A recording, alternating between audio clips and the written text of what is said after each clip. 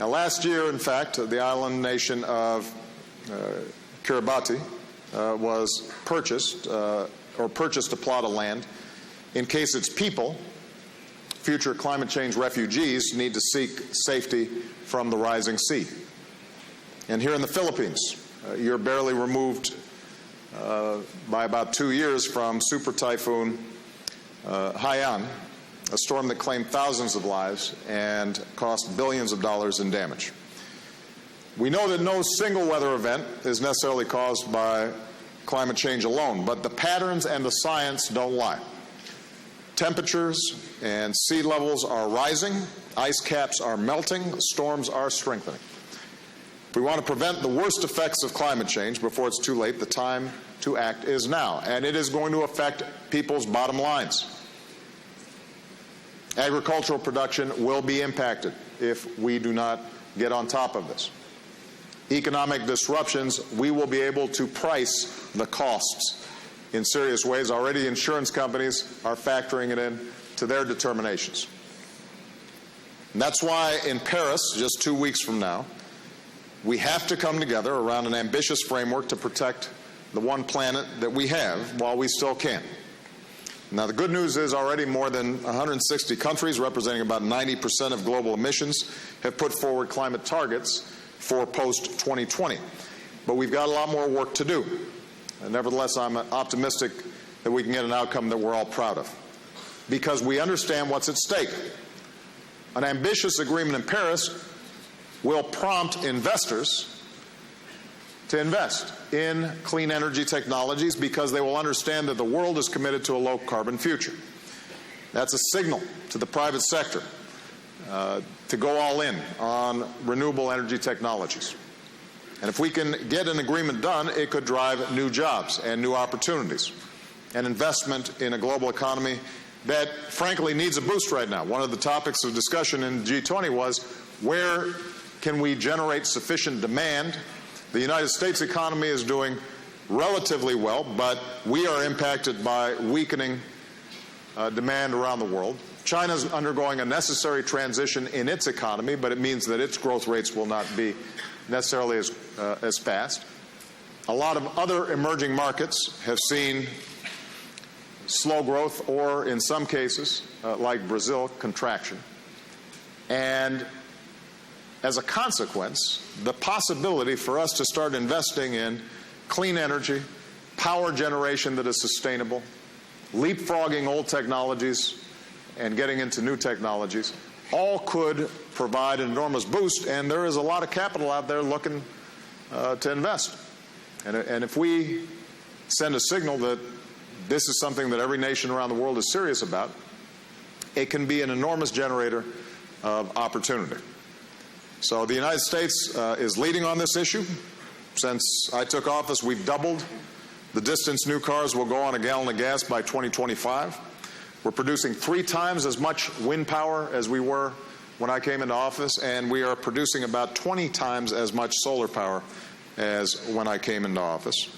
Thanks in part to the investments we've made, there are already parts of America where clean power from wind or sun is actually cheaper than dirtier conventional power. Since 2005, even as our economy is growing, America's cut our total carbon pollution by more than any other country on Earth. And other nations are stepping up as well. Last year, renewable energy accounted for more than half of all new power plants built around the world. For the first time, China's pledged to peak and then reduce its carbon emissions. Here in the Philippines, you're boosting wind power. APEC is working to double renewable energy and reduce energy intensity by 45% over the next 2 decades. And through the Green Climate Fund and other avenues, the international community is helping developing nations to adapt to climate change and, as I said, leapfrog over the dirtier phases of development.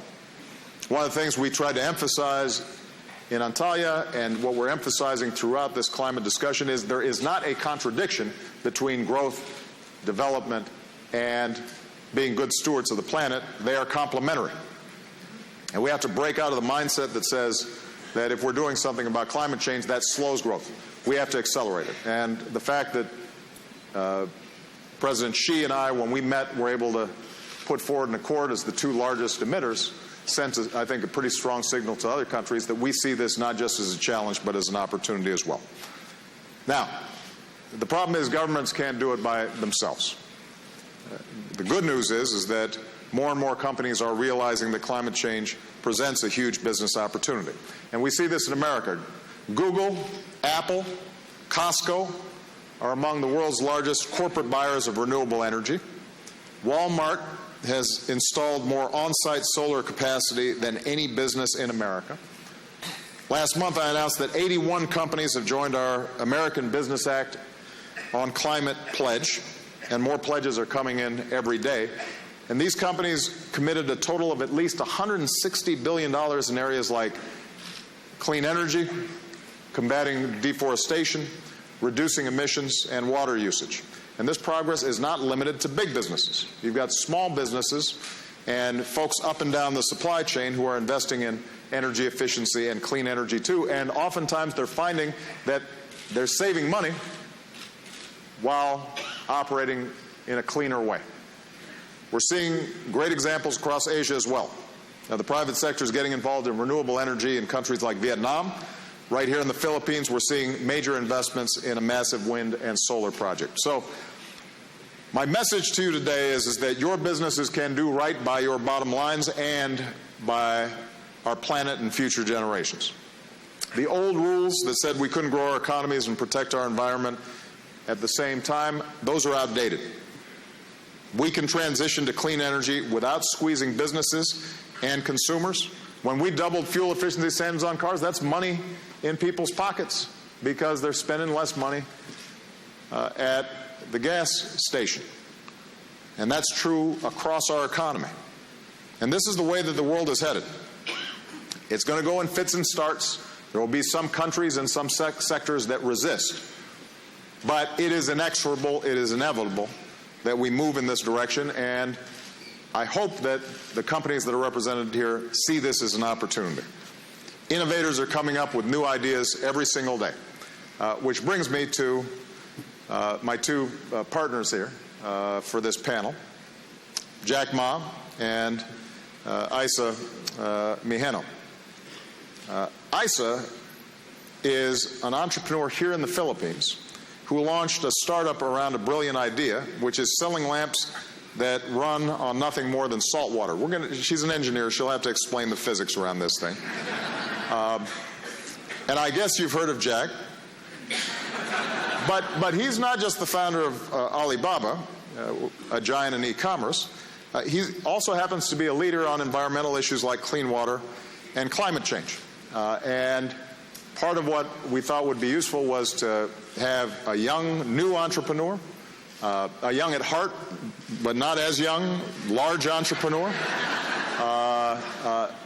compare notes about why they see this as an opportunity, why they think that it's good business sense as well as good environmental sense, and how we collectively can be more supportive and encouraging of the kind of innovation that they represent. So with that, we'll begin our discussion.